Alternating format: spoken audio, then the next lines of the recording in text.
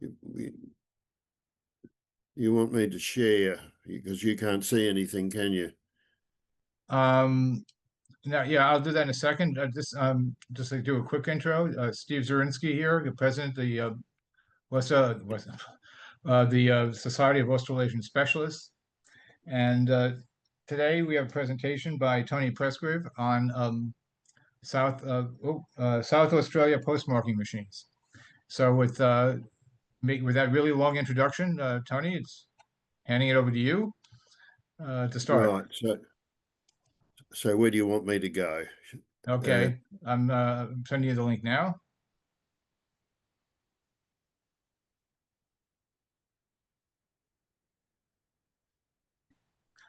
And so with that, you're on. You're on. we're on, are we? Yep. Okay. Well, this whole thing started out with um, one of our local members who collected everything. Uh, she specialised in what other people threw away. I always used to call her the queen of the waste paper basket research because she researched all those sorts of things that nobody else was interested in, and she'd done quite a bit of work on slogans and made lists of slogans that she'd seen and when and date ranges and whatever. And she's touched on the postmarking machines, but from a different angle, just looking at the dies, the cancelling dies, rather than identifying the machines. And I actually put a display into one of the exhibitions here locally in Canberra, excuse me, on the slogans used at the Adelaide General Post Office. And as a result of that, I got the question: why don't you look at the machines that did the work, that did the cancelling? So I went away and thought about it, and thought, okay, yes, I'll have a look at that. So I started the search for information, and I found almost nothing had been written. So I got into the National Archives, into the Australia Post records in the National Archives, and I started searching there. There is not very much on Adelaide in there, but I found it mixed in among all sorts of other things, and decided that it was worth going on with. So that this is the outcome of that. Um, there were 4 different early machines that were used. The Columbia, which appeared from about 1907 to 1912. 1907 was the first I found. Burn, which was produced in New Zealand, 1907 to about 1918. Crag, 1909 to 1929, and the Hay Dolphin machine, which was a bit unusual, 1927 to 1936. The Columbia machine was the first one, and there's mention made of that in 1903 when the Postmaster General in Melbourne raised the matter with the various then state post offices as to whether they wanted machines. Sir Charles Todd was still the or his deputy PMG by then, didn't think there was sufficient need for one, but by 1904 he changed his mind, decided, yes, we need a machine, but we haven't got the electric power to do it. The power supply to the GPO wasn't sufficient. Anyway, 1906, yes, it was. 1907, they reported on a machine in the newspapers, but that was the machine from New Zealand, the Burn machine.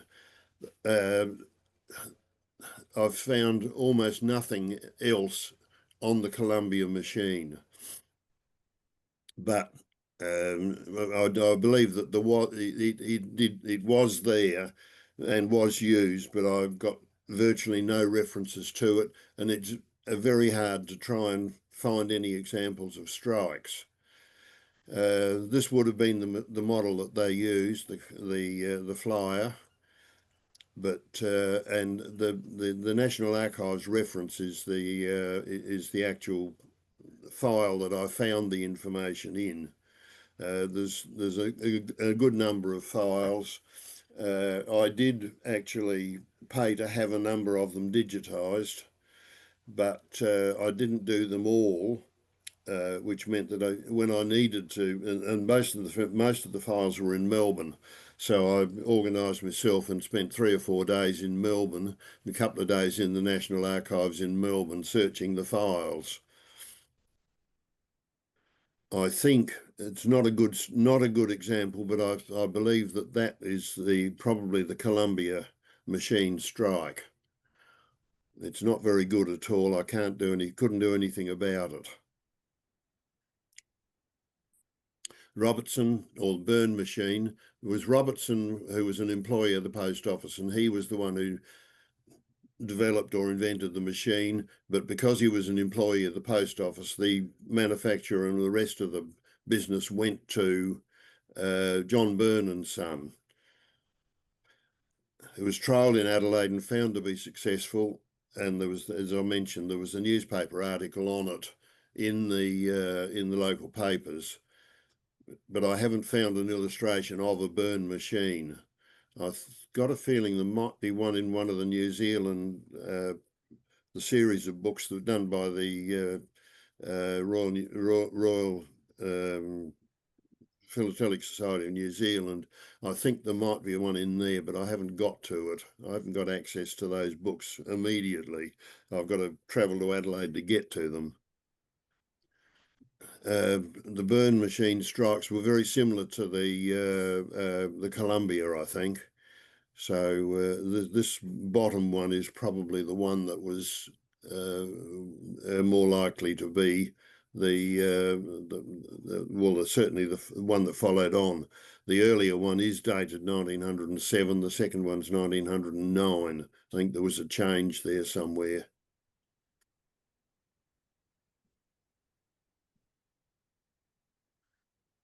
The next machine was the Crag. Hang on, have I skipped something here? No, okay.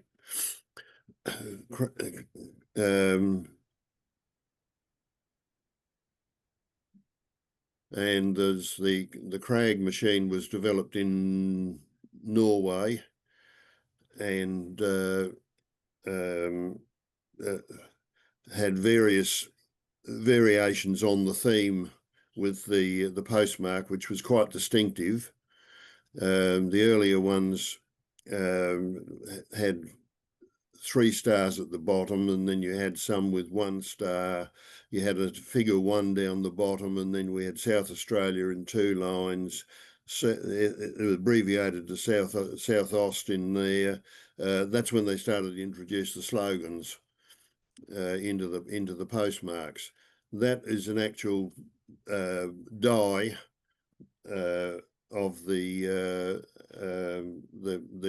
original type.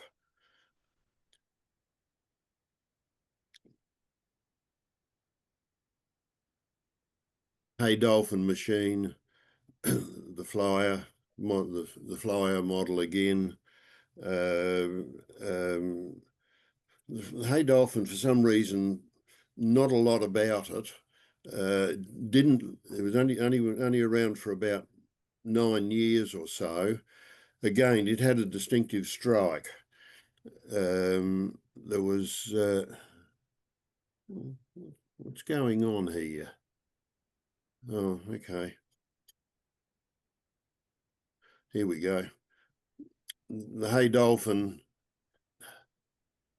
I found the actual specifications for the Hey Dolphin machine in among the files when I was in Melbourne, and the post office specified what they wanted, but the manufacturers didn't, with the dies, didn't quite do what was wanted. The die was to have the word South Australia and the date die. The obliterating die was to show South Australia, which is that part of it, and the date die was to have the rest of it in it. As it turned out, Adelaide SA, and then the obliterating die turned into a slogan. And then there was the other one was this one with South Australia in full, and they put the slogan and everything into the obliterating die. It had just described as wavy lines, and as the obliterator, fairly distinctive. And as I said, it specified exactly what they wanted, but they didn't get what they wanted really. It was a little bit different. Universal machines. 1929 they came in. They became the standard until the Toshiba machines arrived in 1974. So they were pretty long lived, and there was still a universal machine. That one machine was still in use, and at the turn of the century in 2000, there was still one of the universal machines. It was there. It was still there.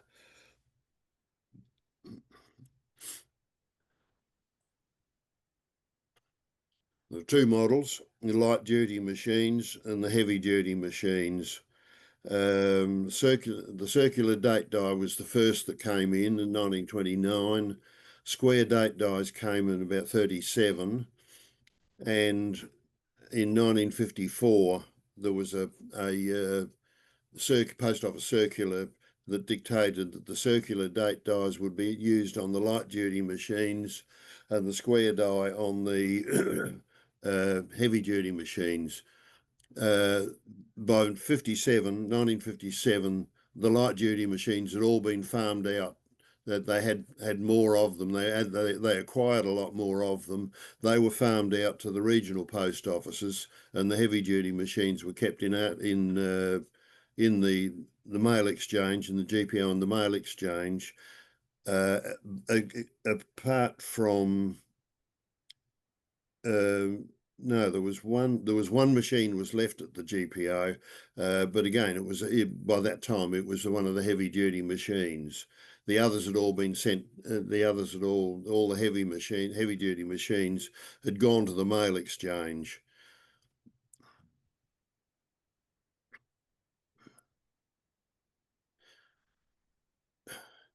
The curious thing with these was that the machine numbered 1 didn't appear until 1957. They took the earlier machine, which didn't have a number, as with the circular date die. They took that as being number 1 machine until they replaced it with a square die in 1957. 2, 3, and 4 were all introduced in 37. There was a number 5 in 1956, and that remained at the GPO. Number 6 only lasted a few years. Number 7 was a bit of an oddity.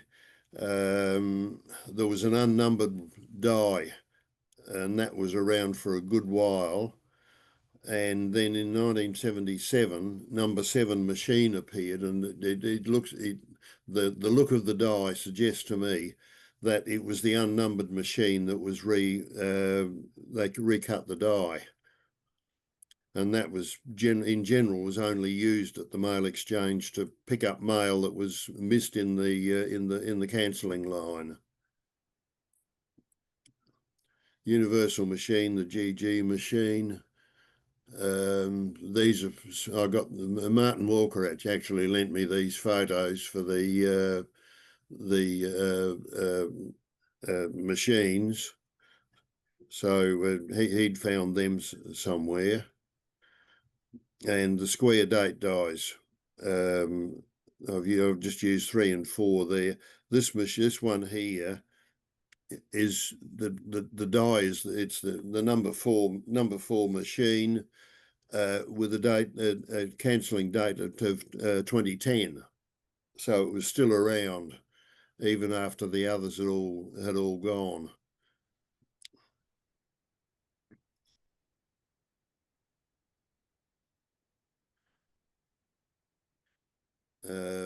The DD machine, the light duty machine. What's the difference between the light duty and a heavy duty? Uh, it's, I think, more the speed of the cancelling, and the fact that you could put more, you could stack the machine with more. I haven't found any real explanation of the two, but I suspect that it was more to do with the rate that the machines could be fed, and the material that could be put through them. That's the only explanation I can think of that was the reason why, because the light duty machines, as I said, were farmed out to regional or the metropolitan post offices, and they would not have had the amount of mail that was needed to be fed through them. So, in fact, some of the ones that went to regional post offices, I was surprised they ever got them, because I couldn't really understand why some of the smaller country towns that had a machine really whether they needed it, because the mail quantity wouldn't have been all that great. So that I suspect it was what the machine was capable of doing, because the heavy duty machines were probably would have been running for several hours, where the light duty ones probably only ran for an hour a day or 2 hours a day or something like that. So I suspect that would be the difference, and why they were how they were determined. Thanks. Yeah.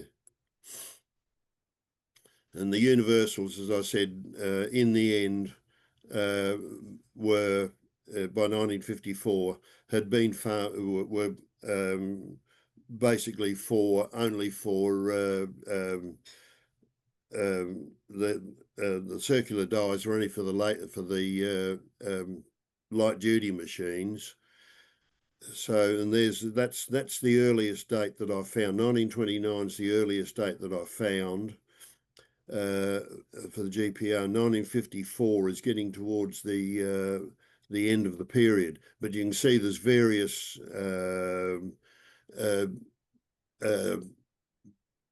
date die types: SA Ost, South Ost, SA Ost. Yeah, there were various ones. The GPO one was another a variation on it.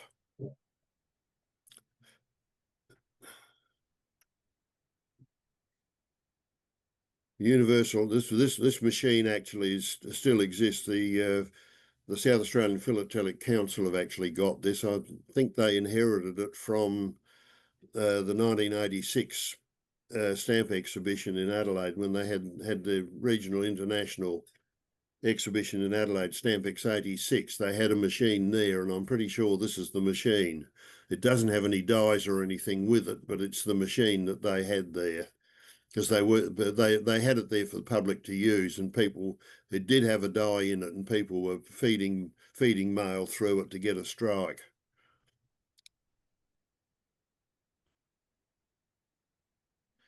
Toshiba machines. This caused some headaches while I was researching them, because the early Universal machines were 1, 2, 3, and 4, and then they bought the Toshiba machines, and they numbered them 1, 2, and 3. So to separate the two, the 3 machines the Toshiba machines were numbered 1A, 2A, 3A, so that they could be separated. They could be identified differently to the earlier universal machines. The three machines that would have been 1A. This was 1A1. The X being the number 1, 2, or 3. So the A would have been 1A, 2, 2A, 3, 3A, and the 1A machine actually had the letter the opposite side for a brief period.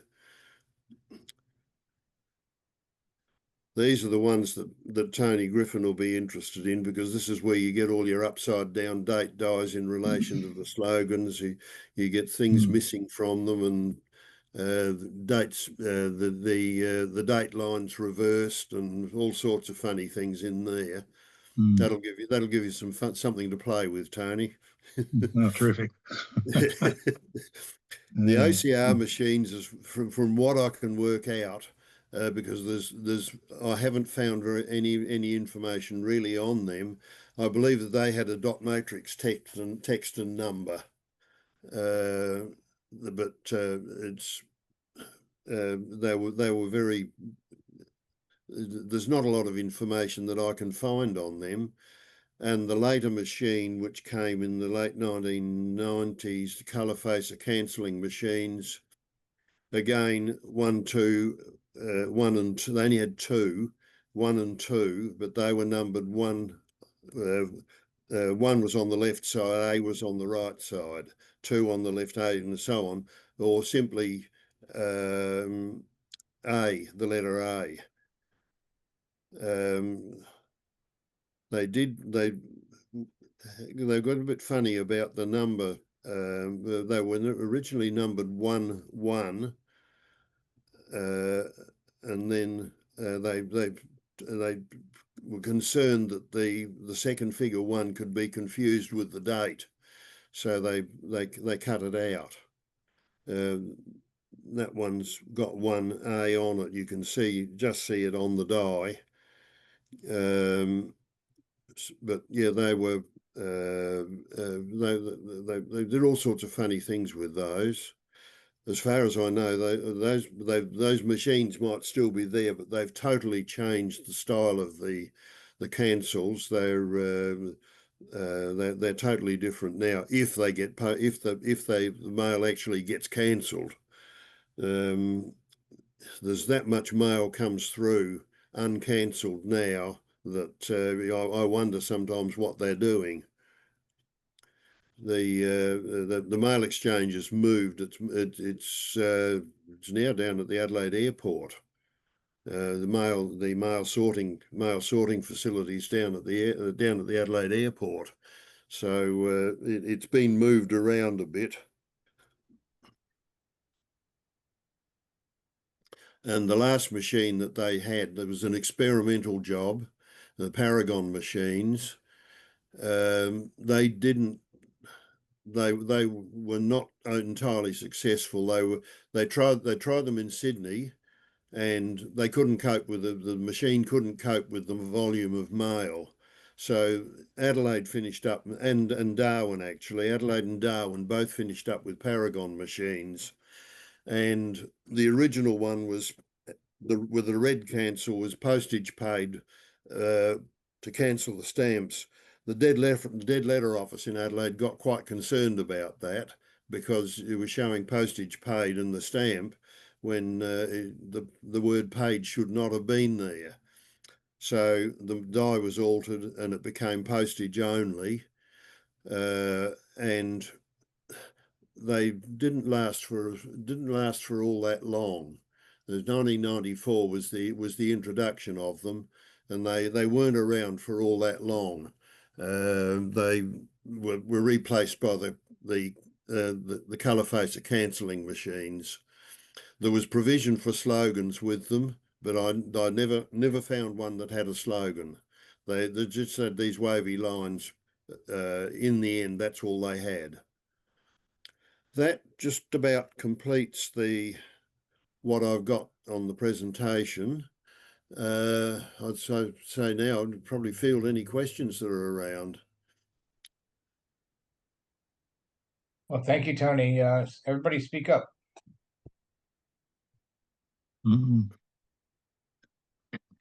That's given me some more information for my exhibit. Thanks, Tony.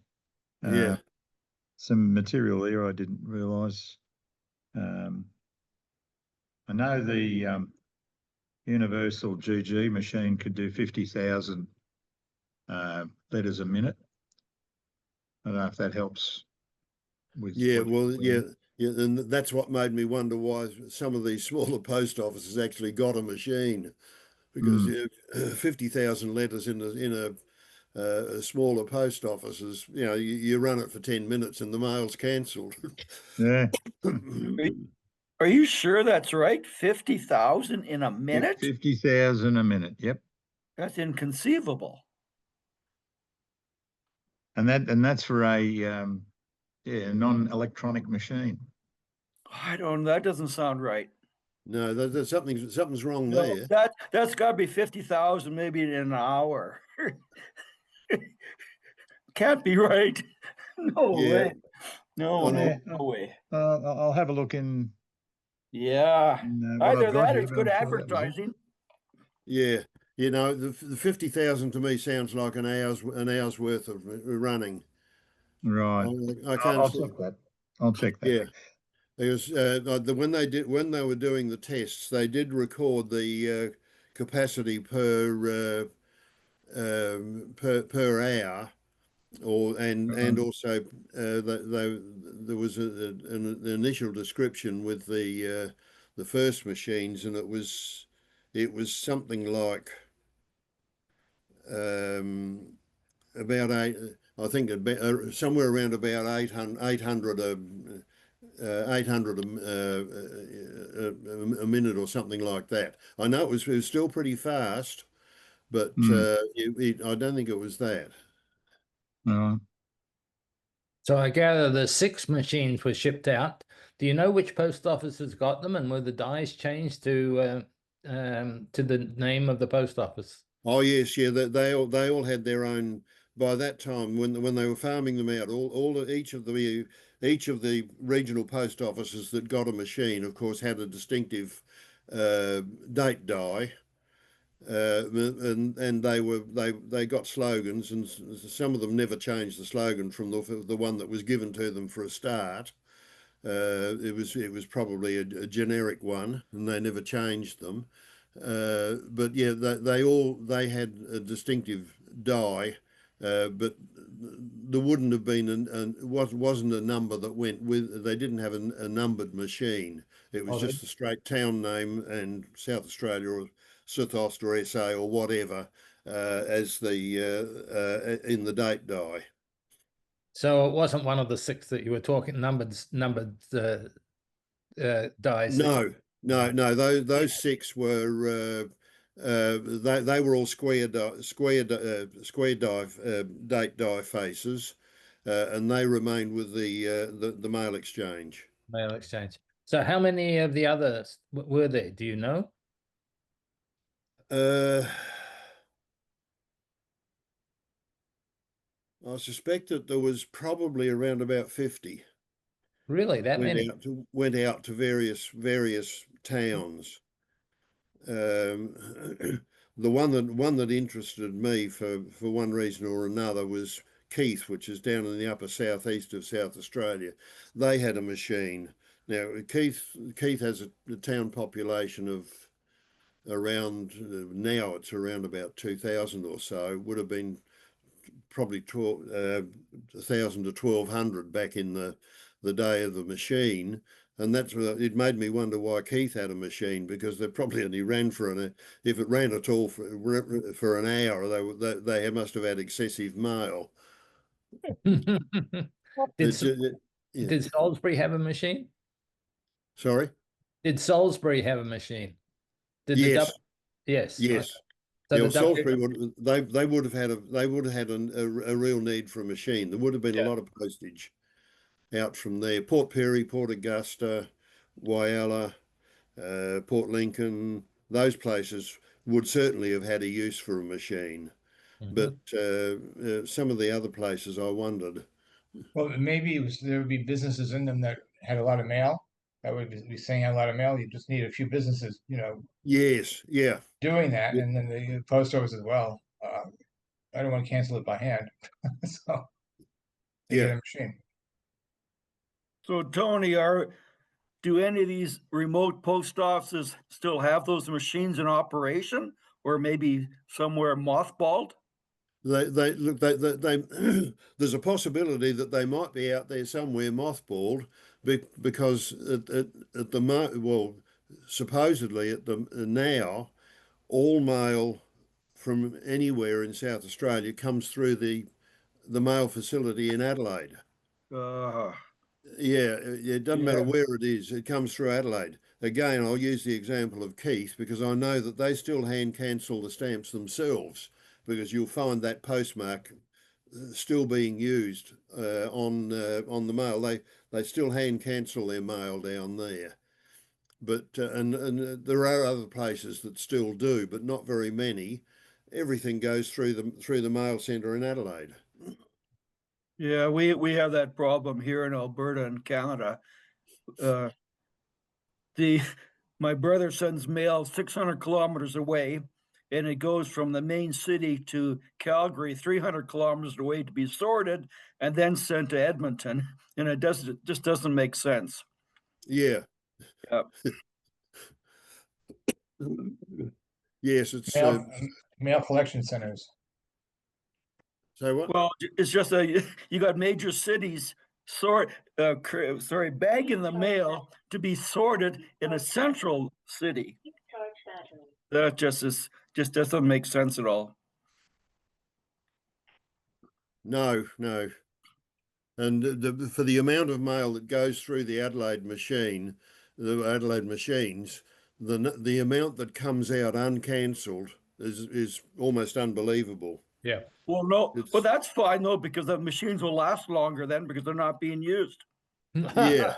Yeah, no, the machines are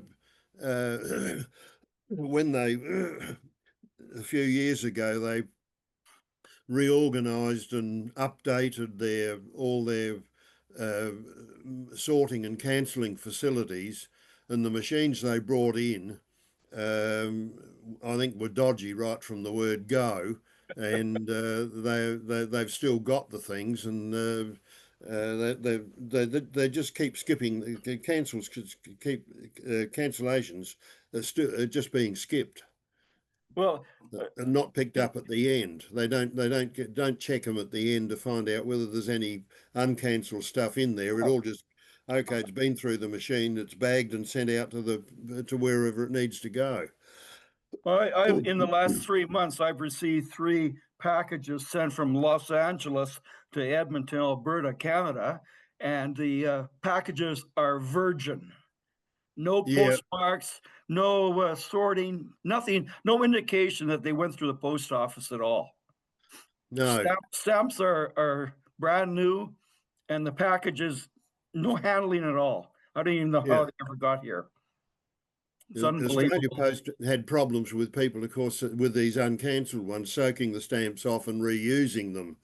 So what they've done is they've put they've cut a little corner of the stamps, so that if you try and soak them off, that piece falls away, and you're falls left with apart. a hole in the corner of the stamp.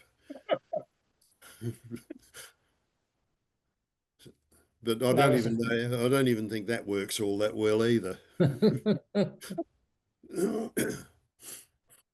Here they're just importing there are these printers in China that are so good that they can imitate any U.S. stamp that's out there. And when I go online every day, on one of my screens, it shows me how to buy, get a great sale on, $100 worth of stamps for $10. Yes. Oh, so that explains, Steve, some of the postage you put on the letters you sent No, to that wouldn't right? explain any of it. It only explains what I put on the mail to you. Well, The envelopes Australia's I saw were covered with postage. yeah, yeah. I've done it with because Australia is still getting over the boom and bust of the late 1970s into the 80s, where people were buying sheets and sheets and sheets of stamps, and now they're trying to shift them out, trying to get rid of them. And the best deal you'll get on stamps at the moment, the decimal stuff in Australia is about 35%. That's Oh. about about the best you'll get. Yeah, Uh, we do a for- little yeah. better here. We do about 40%. Yeah, Wow. it's around about Yeah, it used to be 35%. higher, but as the rates keep going up, first class is now 80 some odd cents, 83 cents. Yeah, but when the rates keep going up like that, how many 3-cent stamps can you put on a letter? Just you run out of letter. Yeah, So they're still going through that here. And when I was posting out that when we did the three volume set of the postmarks, the handheld postmarks, and people were ordering them, and I'd package them all up, and then festoon the parcel with stamps. Every corner you'd have That's it. little box in the middle with the name and address, and the rest of it was covered in stamps.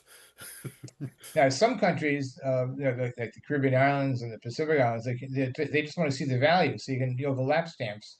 But I don't think they allow that here, and I don't think I've seen that in Australia or New Zealand. So I think the main countries don't allow that. Well, couldn't you send them to China to have them surcharged? Well, yes, no doubt.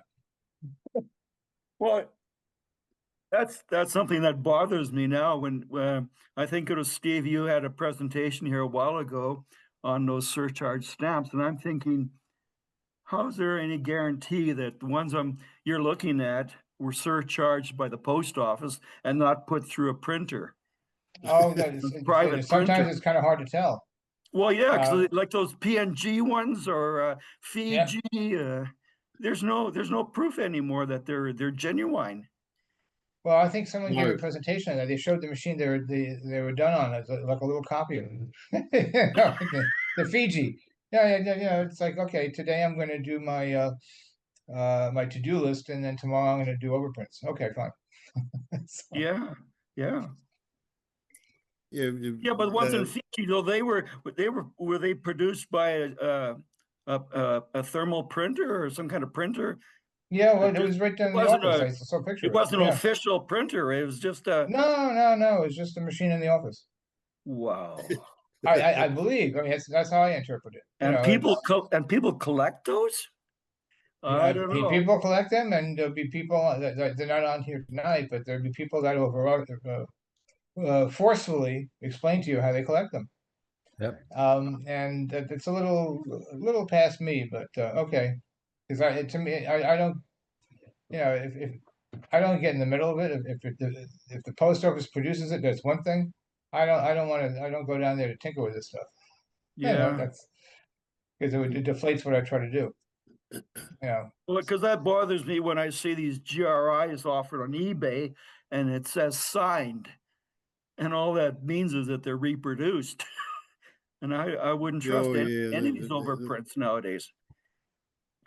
Yeah, the GRIs are a minefield. Well, yeah. That's very interesting, as you mentioned that, because in September the FOSS, the Fellowship of Samoan Specialists, is having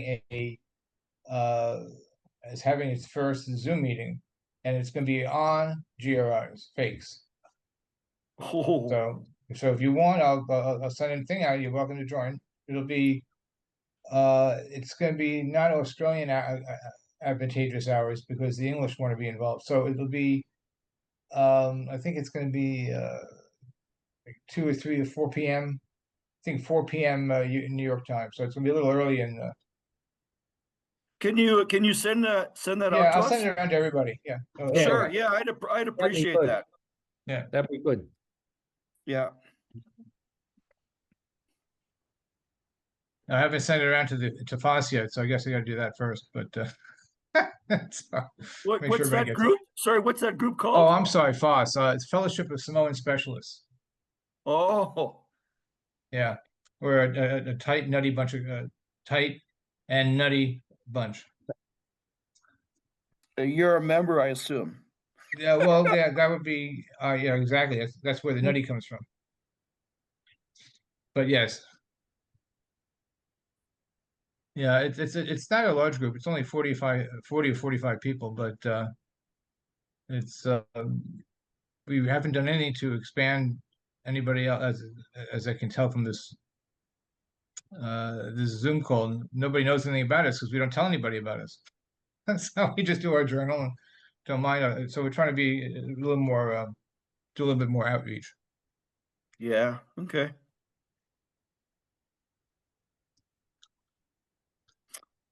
So anything else on Tony's thing? No, that's about it, I think.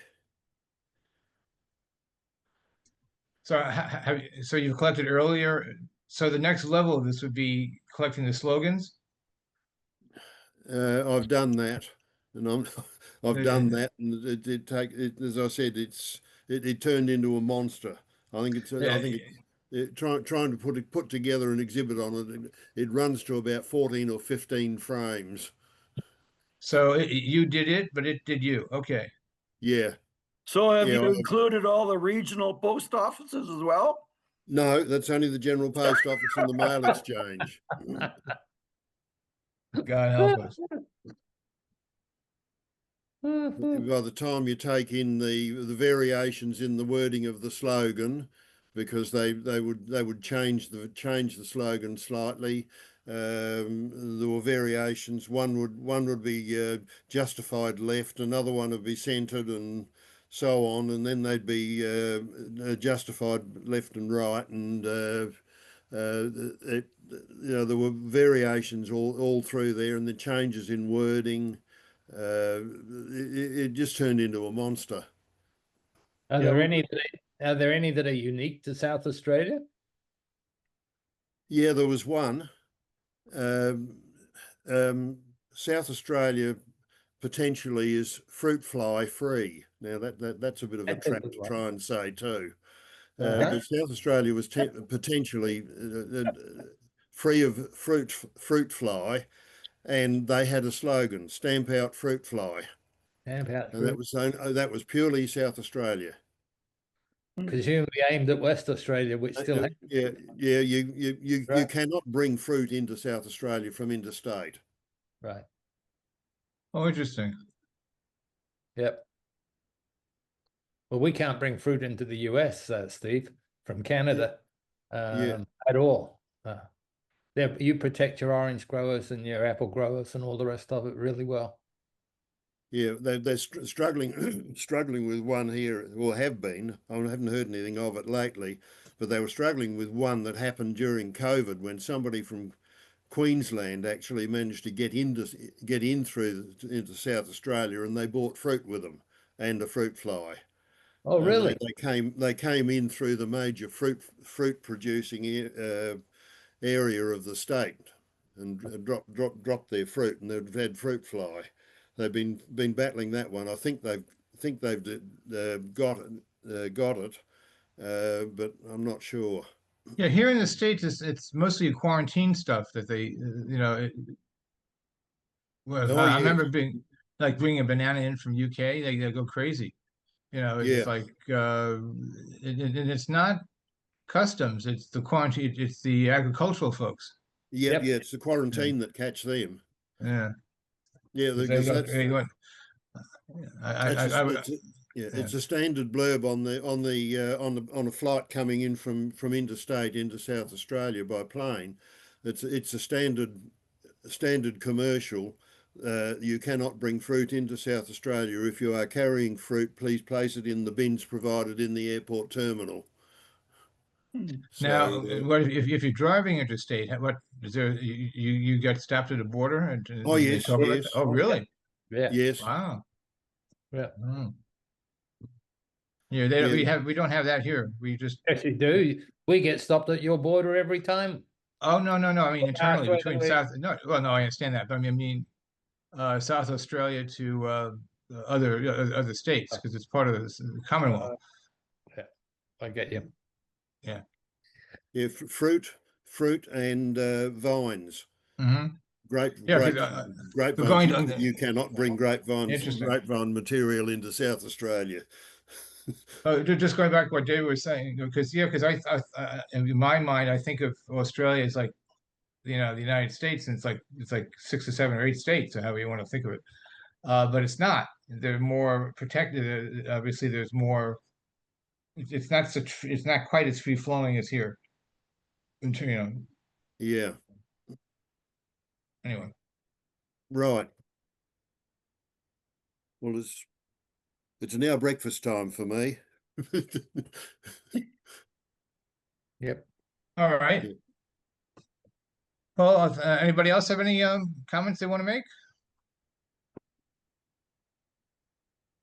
Well, I think you're right about the throughput of that machine. I've just had a check of one of the books I have, and the CFC machine, the Toshiba, could only handle a maximum of 30,000 per hour. Yeah. So I don't know where my 50,000 a minute came for the earlier machine. Yeah. It might have been 5,000 a minute or something. I don't know. Yeah, that sounds a little bit more reasonable. Even I that know it flies through the machines. I know that. Yeah. We'll give Rod credit for this. Yeah. Yeah. Thanks, Yeah. Rod. You're welcome. I'll change my exhibit now.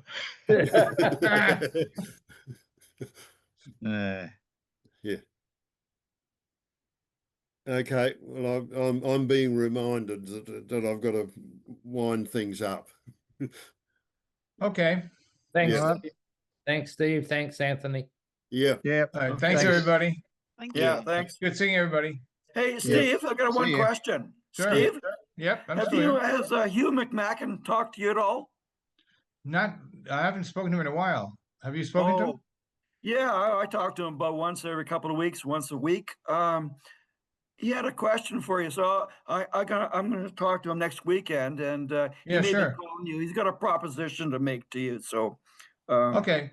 Well, you want to give me his number or email me his number and I'll Yeah, okay, yeah, I can do that. Sure. Yeah. Yeah, I'd appreciate a call. He's kind of busy, but yeah, I'll do that here. how's his health? It's got a little bit of problem with his foot. Okay. Yeah, so Oh. there's a health issue there. Okay. I'll talk to him. Happy Okay, to. sure. Yeah, Sounds it's good to good. talk to him. Okay. Yeah, thanks, Steve. Sure. Thanks, everybody. Bye-bye, Tony. Yeah. Bye. Thanks, Bye. Tony. Yep. Thanks, Steve.